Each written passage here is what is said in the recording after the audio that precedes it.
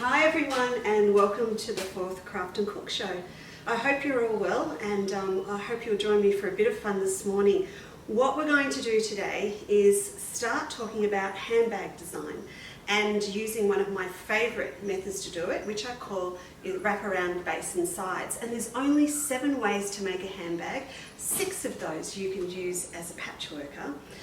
So let's get started and I'll show you how it's done. Now first of all, what's a wraparound? Well, I'll use this one here to give you a good example. A wraparound base and sides is where you've got a separate base on the bottom, and then I'll show you up close there. The actual panels from the front and the back come round and wrap around to the side seam here.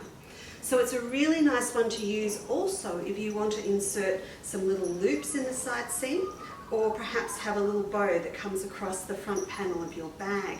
So I'm going to show you how it's done. Now, you might have bought a lot of patterns that use this design, and that's part of the fun of learning to do handbag design yourself, is you can identify all the different techniques that are used.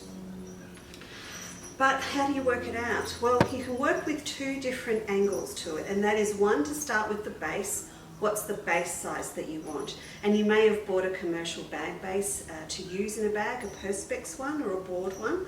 The other thing is you've got your own ideas and your own fabric you want to use, and so you know the size of the panels you wish to use front and back. But you've got to make them work with a particular bag base size for it to all go together. So let's start by working out how to actually calculate the base and the panels. It's a really simple maths, if you like, equation, and I'm going to draw it up for you here as an example. Let's start with a really easy one. Let's say that we want our base of our bag to be 8 inches wide, and let's say about 4 inches deep. And Ginny, you have to go. She's decided to scratch herself this morning. She's also walked over the table with her wet paws on my white tablecloth. Alright, so that just gives you, it's not very accurate, but that's a good start.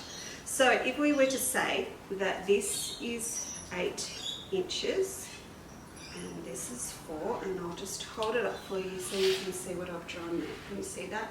So we're going to be 8 is going to be the front width of the bag, and then 4 is going to be the width of our side. And what we want is our side seam to meet right here in the middle on the side. So all you need to do is add up 8 and 4 is 12. And that's going to be the finish width of your bag panels. Now, don't make things complicated. When I first worked this out, it took me forever to do it because I kept including the seam allowances as I went. Leave the seam allowances until the end. So your finished size is 8 by 4, so the finished width of your bag panel is going to be 12. This means that you're going to cut out your bag base 4.5 by 8.5, so add the seam allowances later, and then your actual bag panels are going to be 12.5 inches wide. Now once you've worked out the width of the base of your panel, and the actual width of the bottom of your panel, you can do anything from there that you want. You can make them extra wide, they can taper out, they can taper in, and they can curve, but you've just got to start with that basic 12.5 width at the bottom in this particular case. So that is our maths lesson from this morning. I'll just hold it up again there for you. You can see it. So it's 12.5 and 4.5 we're going to cut for our base. So 4.5 and 8.5 we're going to cut for our base. And our actual bag panel width at the bottom is going to be 12.5. So let's just do one because we'll do some sewing later on. So I've pulled out some of my fabric here. Now, at the moment, we don't get to go out much. Sad story, but probably didn't go out that much either anyway in the middle of this freezing cold winter. But when we do go out and we're going shopping for the day, we want to look good, and that includes our shopping bags as well. And I am over the plastic and I'm over the green ones that I'm using at the moment, so I'm going to make my own bags so that they look spiffy when I go shopping.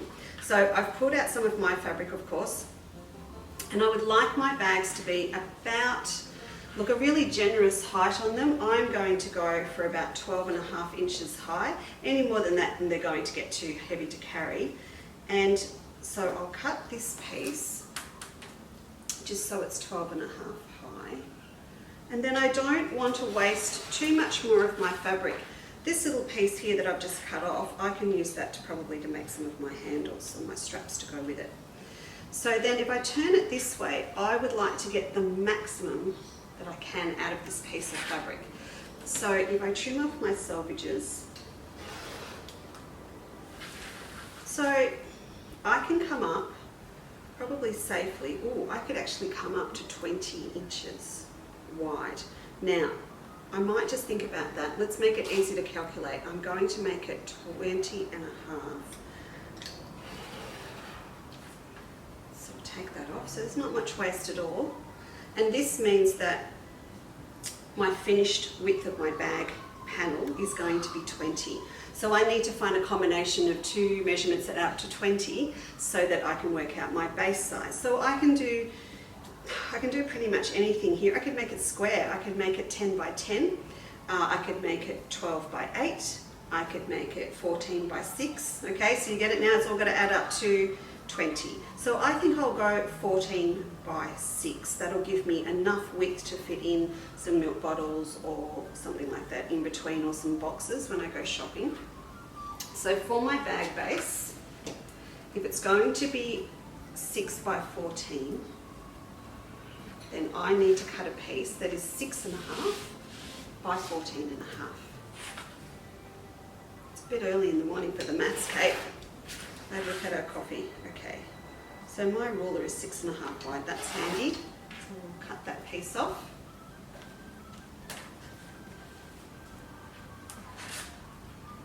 And then we're going to cut it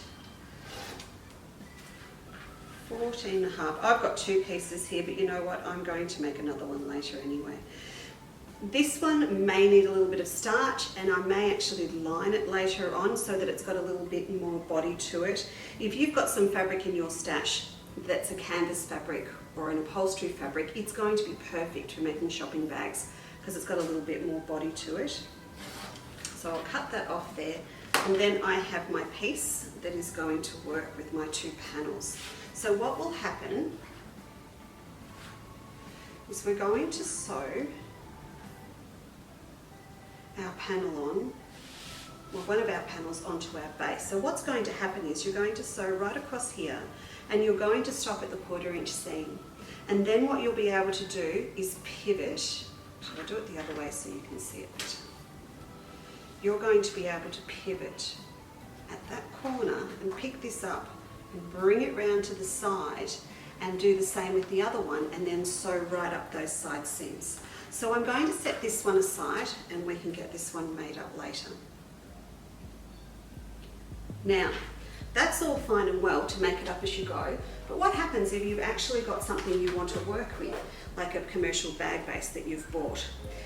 They are fantastic for handbags when they're nice and small, but once you get up to something like a shopping bag, a Perspex base, one, is going to cost a fair bit to put in the bottom, but also Perspex, like this ruler here, is brittle. So if you have too much weight go in there, which for us would be the boys' 3-litre bottle of juice and a couple of 2-litre bottles of milk, it's going to snap. So you want something that's got a little bit of flexibility in it. So I had a bit of a think, and I popped into our little, what do we call them, $2 discount shopping down at our little shopping centre, and I found these, which are a set of 4 little chopping boards in different colours so you can code them for your food. But these will be fantastic, and these were $6.99 for 4 of them, which is Kate's going, I don't know, $1.75 each, which is, I think, is fantastic. And they're plastic, so if anything spills, if you had meat or anything in there and got a little bit dirty, you'll be able to wash your bag, but you'll be able to wash your bag base as well. And with these ones, one side is rough so that it doesn't slip on the surface, so that will go in the base of my bag. But now we're going to work with starting from the base and working out what size our panels and our base need to be. Now, if I pop this onto my cutting board here, I can see that it sits just under 11 inches. And that's great, but I need to make sure there's a little bit of room either side. I think there will be. Always remember, if you're going to line it, you're going to want your bag just to be that little bit bigger than the base, so that the inner circumference of the bag will take your bag base when you put it in. But I think with this, 11 is going to be fine. Am I on 11? Oh, it's 11 and a half. Sorry, 11 and a half. So I could go out to 12. So let's grab our notepad back here.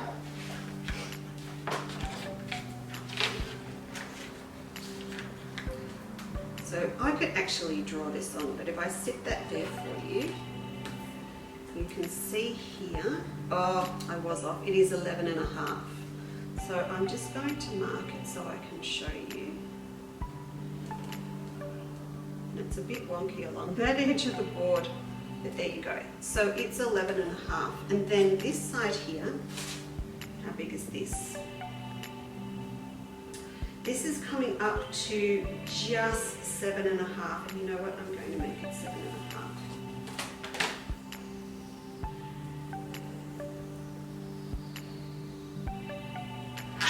Okay, so it's going to be a nice big generous bag for our shopping. So this is 11 and a half. And this is 7 and a half. So that means if you add those two together, it means that they're going to come up to 18 inches. So that means that my finished size of the base of my panels is going to be 18 inches, and my base when I cut it out is going to be 11 and a half plus a ½ inch seam allowance is 12, and 7 and a half plus a half equals 8. So I'm going to cut out pieces that are 12 by 8, and then I'll add ½ an inch also onto the base of my side panels, and it's going to be 8 and a half. So from there, I know I can confidently make myself a bag. I haven't even decided what I'll use for that fabric yet, but then I know I'm going to be able to sit that base in there, and that's going to be fantastic for shopping.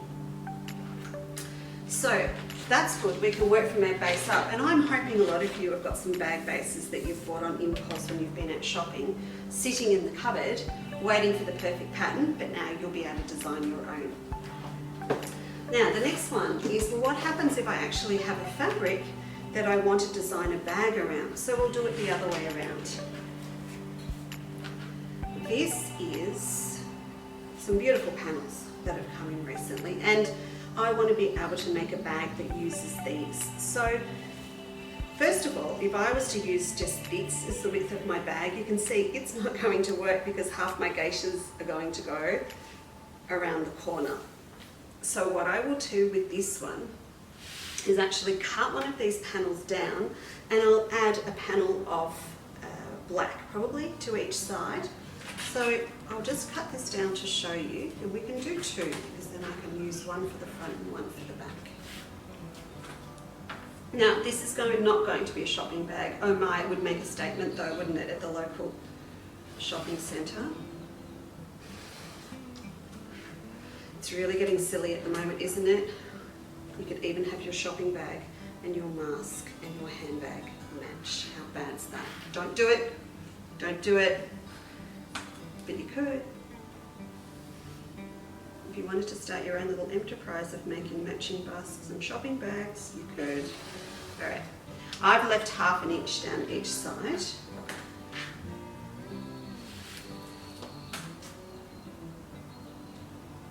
I think this would make a really nice handbag. So let's just forget about the shopping concept. That's just too silly. All right, now I want this to be the front of my bag, and that's pretty much all I want people to see on the front. So let's have a look. That means that the base of my bag minus the seam allowance is going to come up to a really awkward number. Hang on, 9.5. So I know I want the front to be 9.5. So I need to add a little bit onto each side so that it will wrap around the corner, and I don't want it to be much. So I would probably only add about a 2-inch strip down each side. And you can make it up as you go. So add a little 2-inch strip. I'll just lay the black down here.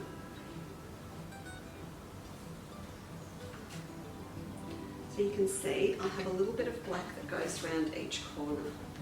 I've got another bit here I can show you. So this will be on the front, and then you'll have some that wraps around to the sides. So I know that I'm going to want my base to be about 10 inches cut out. I want 9.5 showing at the front. So my base is going to be 10, and I'm going to go around the corner just a little bit, so it may only be 2.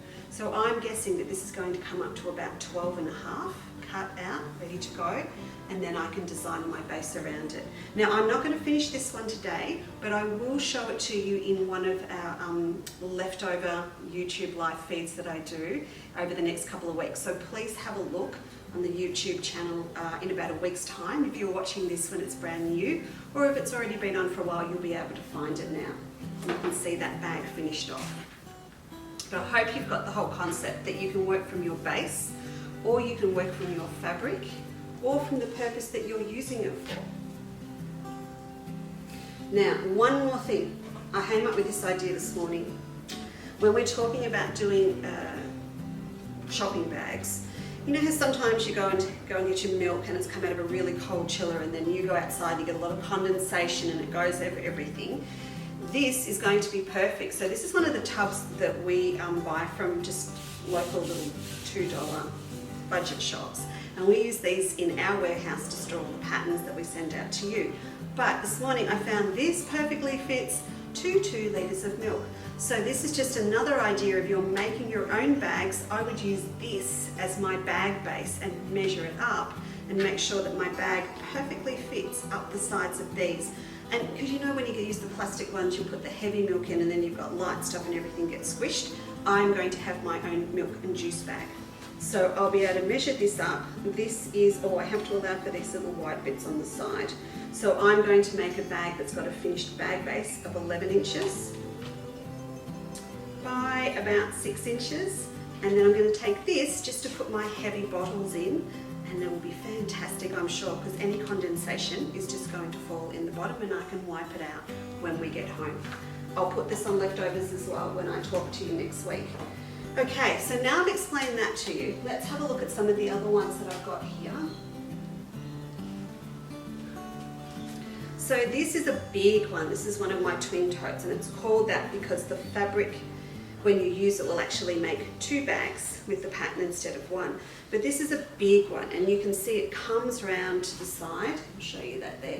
So it's got its side seam up here, and we have cleverly cut the fabrics exactly the same so that my little double happiness gong here sits completed in the middle. And you can see with this one, we've just added a bit more detail and we've put some layered pockets on the outside.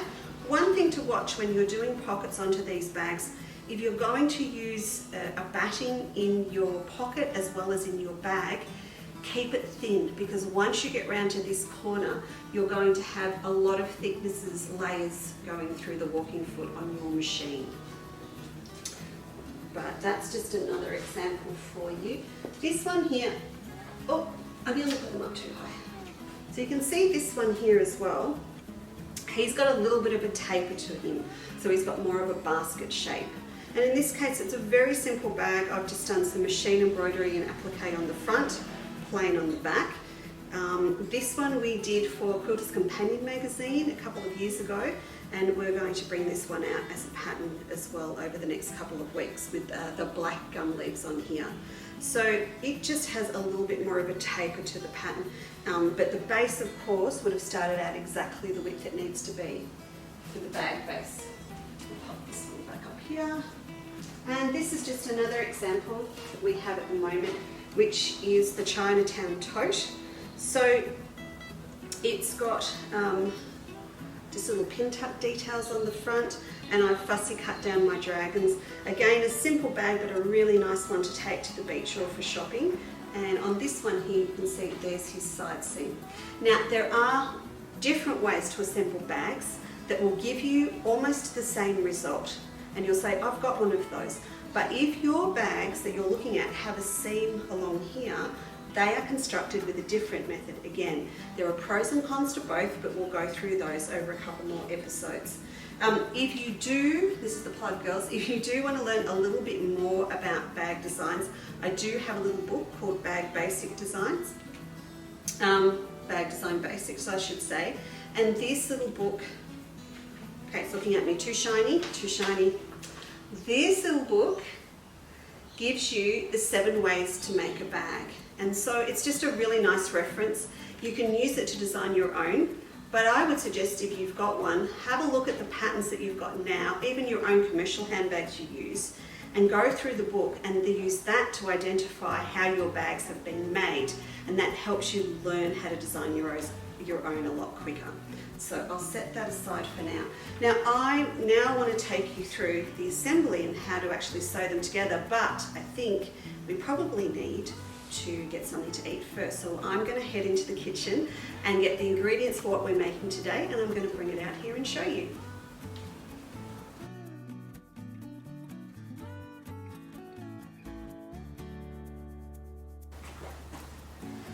So now we're going to make something yummy for morning tea, and I have had in the oven some sweet potato while we've been talking, and it's cooled down just nicely, and I'll just show that to you there. You see that? That little foodie shot. So what we're going to make today are some filo triangles, and they have inside them some honey mustard seasoned sweet potato slices, some feta and some baby spinach. They're really easy to make, and if you can get your hands on fresh filo, you can make them up and pop them in the freezer, but they will also freeze once they've been cooked as well. So they're just another great thing to have on hand as a recipe. I love it when there's a story behind a recipe, and this one is sentimental to me. It was discovered, or a different version of it, but it was discovered on an absolute 3-day binge through patchwork shops through northern Sydney and the Blue Mountains with my friend Chris Sarong, and we went up to that Lookout Cafe at the Three Sisters, and we had these filo triangles, and I came home and I tried for ages to get them right, and I was making it too complicated, and it was just a case of simple fresh ingredients. So I think I've almost got it there many years later.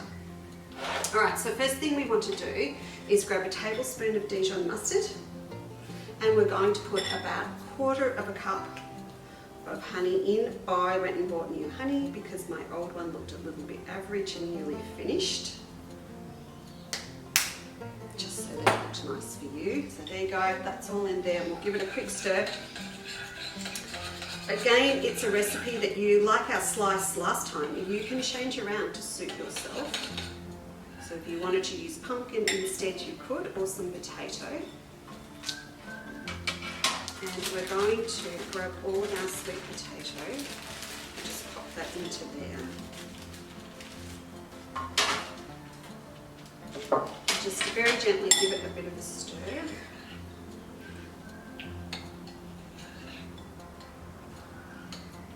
I was going to say it later, but I'm going to say it now. This recipe today, if you don't want to make it into filo pastry triangles, it makes a wicked salad. If you just do this and put all the feta in the spinaches in with some toasted pine nuts, it's really yummy. So maybe make a double batch and you can use it for both. Okay, that's all ready to go.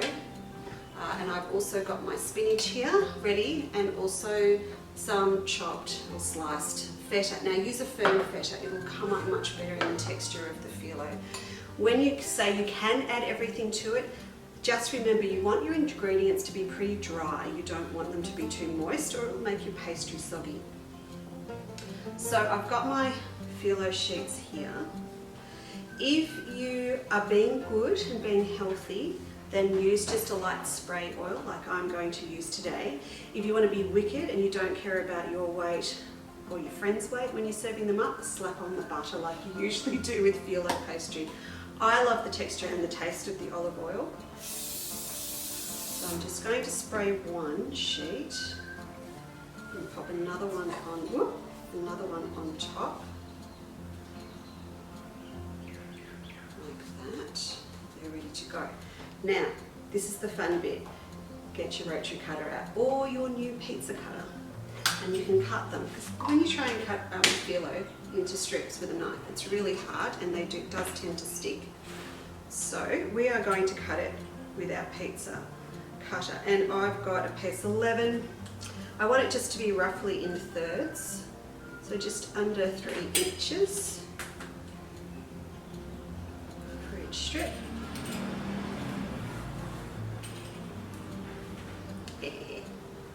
I love doing this. It just seems so naughty.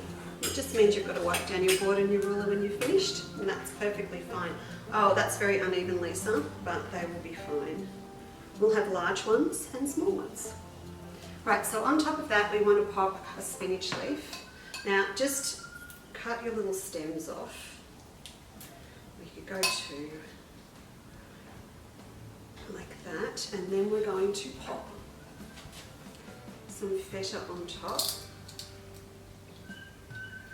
Of course, you could add some crispy bacon as well, some chopped up prosciutto, anything you like. But the honey mustard really does make the recipe. Right, so we're going to pull these across. Now in the recipe that I've just roughly written up for you today, I've said to toss your sweet potato again. So if you have made it a little bit ahead of time, just give it a little toss so that you've got an even spread of that honey mustard and it hasn't all sunk to the bottom of the bowl. There we go, how cute does that look? Now it's just a simple case of rolling them up. So we're going to fold that over into a triangle and keep going.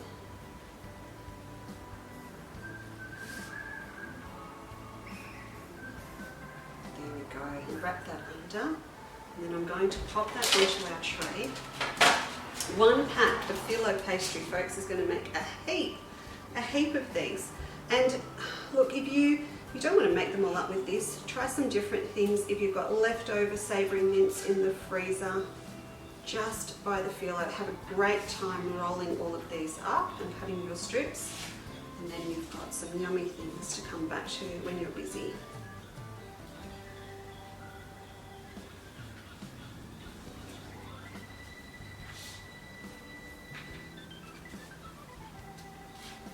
Now I'm going to keep rolling these and then we'll be able to pop them in the oven.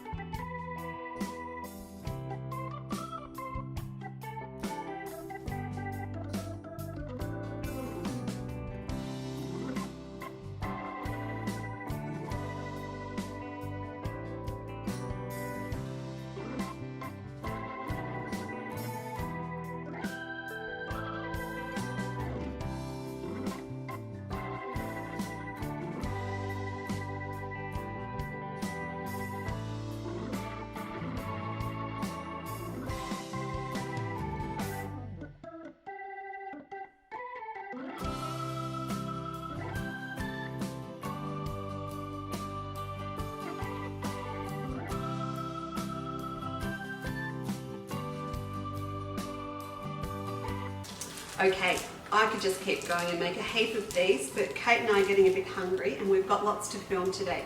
So I've made 6 and I'm going to pop these into the oven for about 20 minutes at 180 degrees. A little spray of oil on top. If you wanted to, you could add some sesame seeds or some cracked pepper or smoked paprika on there to make them look extra special if you wish.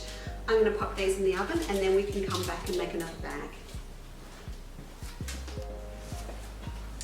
Right, so now let's have a talk about my bag, which is the one that I started a couple of shows ago and we are nearly ready to put together. Now I just wanted to show you my 3D flowers. So you can see I've still got a couple here that I need to put the centers into, but I've had a lot of fun. I've added some diamantes in, used different fabrics, made different shapes, all with that technique that we covered in our second show. So if you haven't seen that yet, please go back and have a look and then you can perhaps join in and make one as well. So I'll pop those aside. Now this is my bag panels that I have made ready to use, and this is taken from my Melba tote that's a free download on the Chandler's Cottage website, and I've just messed around with the dimensions that are actually on it. So I've used a floral down the bottom here and I've left a wide band at the top, and this is where I'm going to do a great big row of all of my flowers around the top of the bag, which will hopefully be great fun. Then I've also made some black straps. So I'm just going to have fabric straps for this one. These are 4 thicknesses, so whatever you want the finished width of your straps to be, times it by 4. And then when you've got them cut out, fold the edges into the center and then over again so that it's 4 thicknesses thick. And I find 9 times out of 10, that is plenty for a really good sturdy handle on your bag. And these will get set into the top seam of the handbag when we sew the outer bag to the lining. So let's have a look at these again. As I said, this is a pattern that you can download, and then you now know how it all works and how I worked out the actual size of the bag base to match the bag panels. So these ones here, I'm just going to hold them down on my board, which I have wiped down after doing our triangles. These are 20 and a half. So they started, so they'll be finished 20. And let's have a look at my bag base.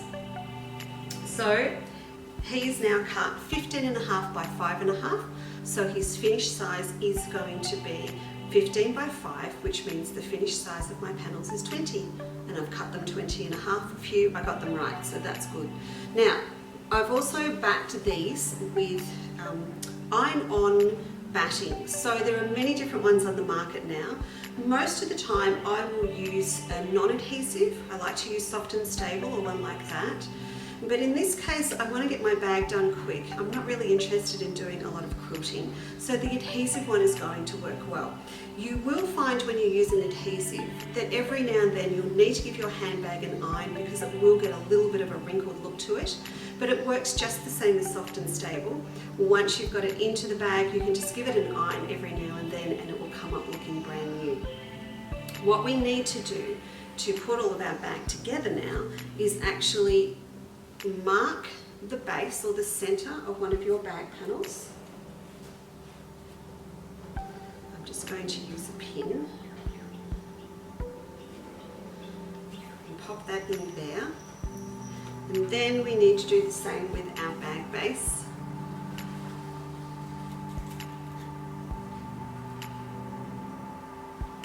And pop that in there. See that? I've just put a little pin in down on here. Now what we're going to do is put the two together like this, and I'm going to take those pins out and just pop in one. If you do have trouble with actually using pins on a thicker fabric, particularly one when you've got batting in it, and you find it a little bit hard with your hands, mine aren't that great today, way too much hand sewing over the weekend, then you can use pegs instead. So these little clip pegs that are really easy to get your hands on now, we use these a lot for binding, to hold our binding over, but you can use these as well. So they will just hold your bag panels together. And I do find I have beautiful pins. I use them all the time, but they're mostly used for applique and piecing, and they're not that strong. So a good sharp pin usually has some flexibility to it, and you can bend them if you're not careful when you're doing this type of work. So I'm going to clip that one there, and one more over this side. Okay, so that's all pinned, clipped, ready to go. Now what we're going to do is actually sew from the 1/4 inch seam allowance corner here through to the other end. So we've got the base of our bag panel attached to our bag base. So we'll get this on. Now one thing I do want to just quickly talk about too is whenever you're doing bag making, please make sure that you have got your walking foot on, because you're going through so many thicknesses. It's actually more than what you would do when you were quilting. So it's really important to use a walking foot so you get a really good tension and it evenly pulls all of your pieces through your machine. I've got mine on my Bonino ready to go. So we'll pop this under here. We'll take our clip out. And I need to just start in 1/4 inch. I do it by eye, but you might like to actually mark it with a ruler before you start. I've gone to put down the foot, and this machine actually has an automatic foot, so I don't have to. Okay, so we're going to sew across here.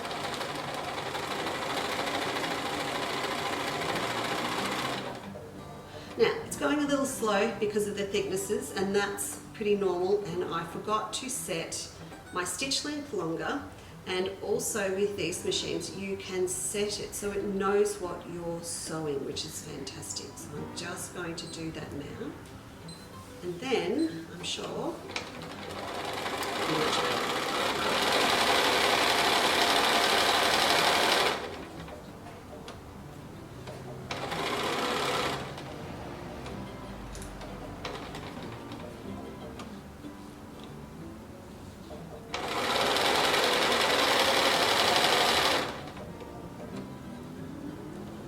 you can music this, can't you? Yeah. I'm gonna hit it.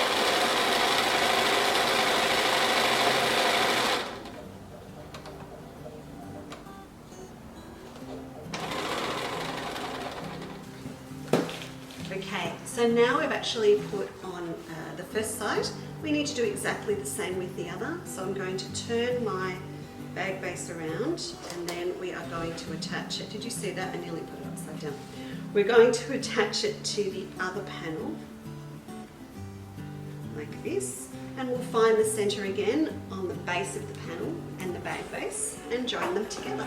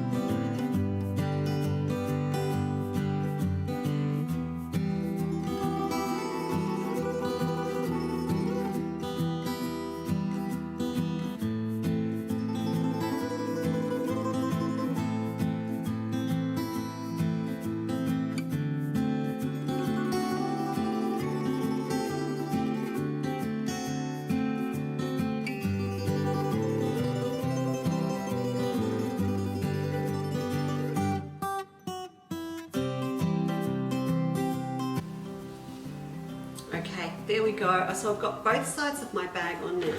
When you are doing this, particularly if you've just ironed on your batting and you don't have a lot of quilting holding things in place, always go back and check your seams, because you've got a lot going on. Your batting might move around, or your bag panels where you're sewing. So it's always worth just going back and checking that you haven't just hit the raw edge of your fabric while you've been sewing them together. So now we've got both of our bag panels onto our base. We can sew up the side seams. So we're going to fold it over like this, and you can see my batting is now way off kilter. I must have ironed this on in a hurry, but what I'm going to do is actually use my batting as my guide. So I'm going to peg this together and then sew up this side seam.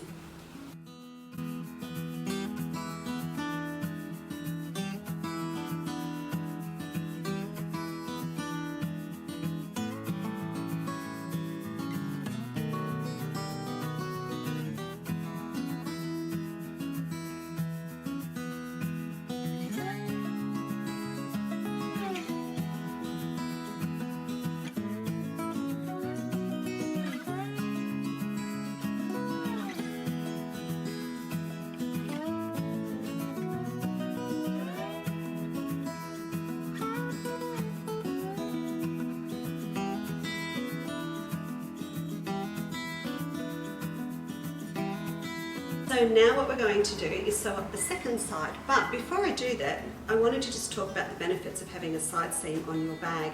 As I said before, you can put an extra strap in and put a really nice decorative buckle against it, or you can put an extra pocket over the top and set it into your side seams like I've done with this one up here. The other thing you can do is make it a practical thing or a decorative thing and add a little loop. So you can see, oh, camera, just see that little loop there? I've just taken a 2-inch strip of black and folded it over 4 times like we're doing for our straps with a little top stitch on it. And then if I fold that in half, I can set it into the side seam. So later on, I can put one of these groovy new tassels that we've had come in on there with a little clip. So this can be where I keep my keys or I keep my coin for the supermarket trolley on the outside of my bag. So I'm going to put that loop in and then I can add in this tassel later.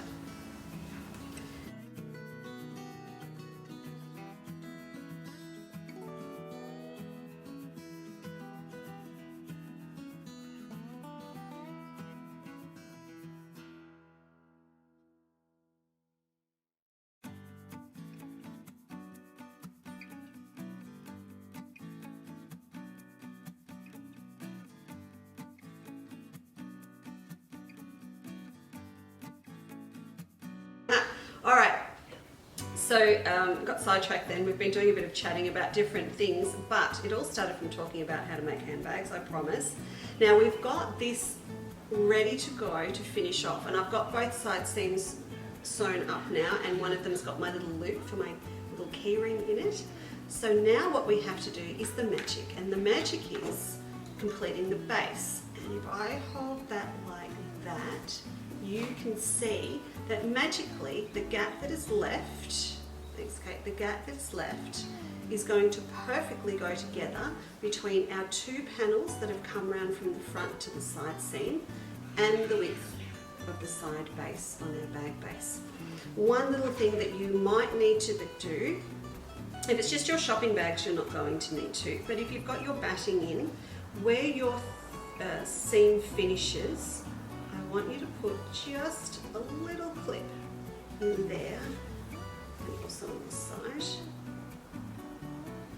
Not all the way into the stitching, girls, just a little bit, and that's going to make it much easier to turn that seam like that. If you can get that side seam open so that it's flat as well, all the better for it to sit really nice and flat. You can also give this seam up here a press open. I'll do that later on, so I'm going to get this sewn up now.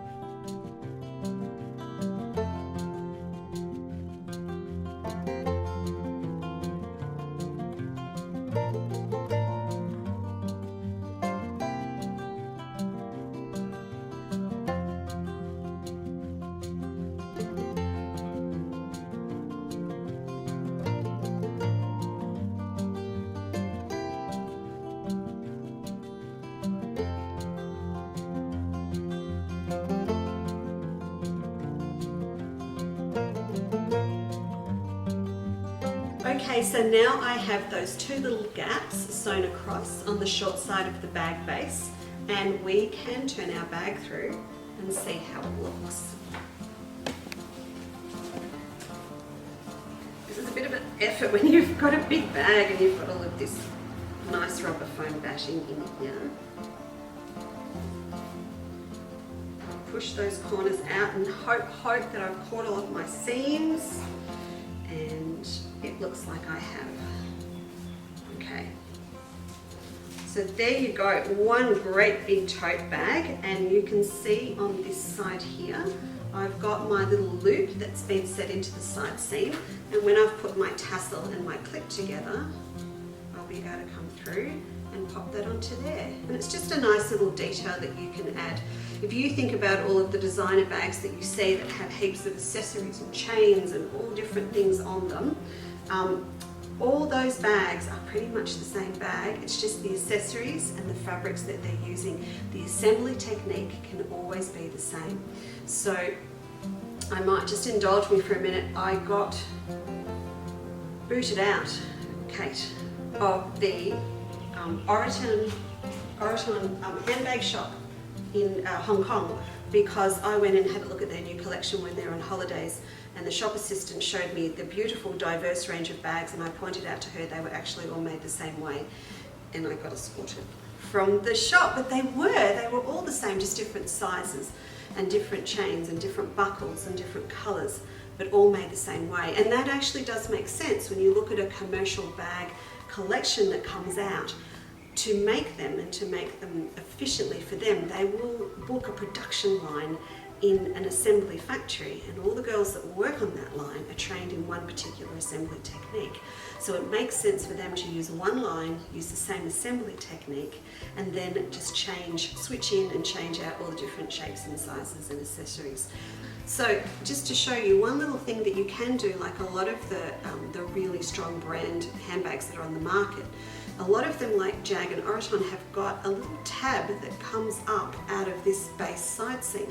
And you could do that too. If you put an extra little tab in here that's got an eyelet or a buckle on it, you can then incorporate that in higher up into your side seam of your bag and make a really special look.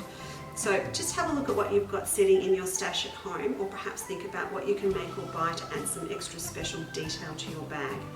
So this is now ready to add the lining into.